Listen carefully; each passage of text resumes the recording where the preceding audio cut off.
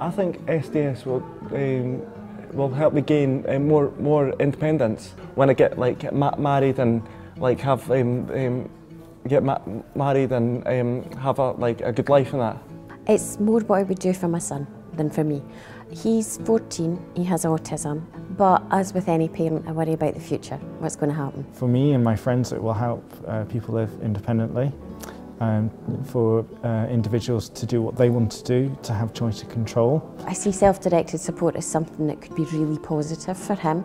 It could hopefully let him enjoy the life that he wants, but with the support that he needs. Now that the SDS Act has been enacted, it will make it easier to work with the local authorities on improving self-directed support across the country. Hopefully it will give me slightly more freedom of control of my budget to allow me to tweak things. I have a very good package, but to use some of the hours I feel I can save to allow me to do the things I want to do. I think self-directed support is going to be a vital tool for disabled people. I mean, as part of the independent living movement, disabled people have been fighting for independent living for decades now. Whilst that's more than just getting adequate support, social care and personal assistance and what that can provide is absolutely crucial. It's a foundation to independent living. I hope SDS brings more choice for individuals, and personally I hope it will bring more choice in my future needs when my son is home and I have to think about having a PA.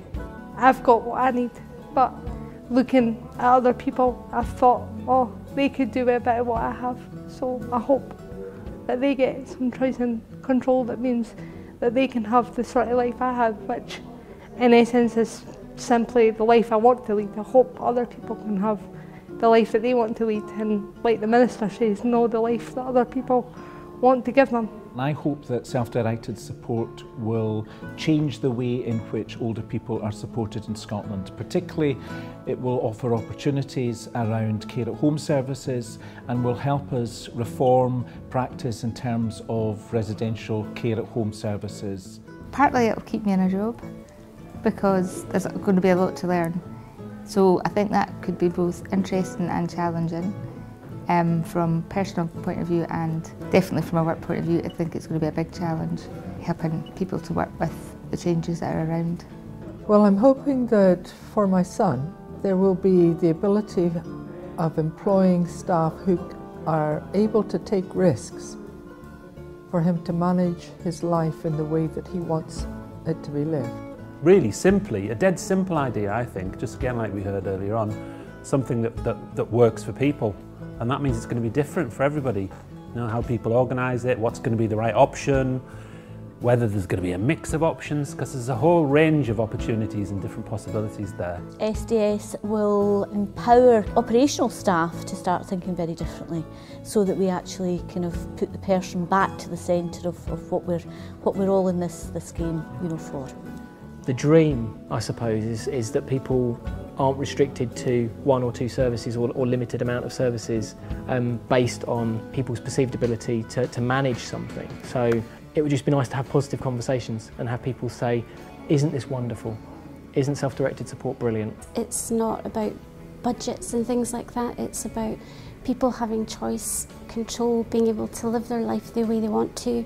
Other people get the benefit that I have had, can use the self-directed support to give them the freedoms that I've been fortunate to have. I really hope that SDS enable disabled people to have more independent lives, to be more included in their community, to be more visible.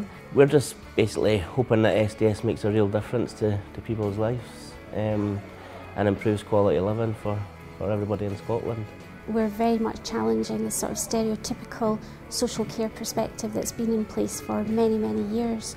So to actually change from services which are all about bricks and mortar and top-down services to swing this far over into the services are now developed and designed and chosen by the individuals themselves is just fantastic for me, and I'm just so happy that I'm around to see this actually being enshrined in law. By supporting disabled people, actually we are creating a better society, a better community.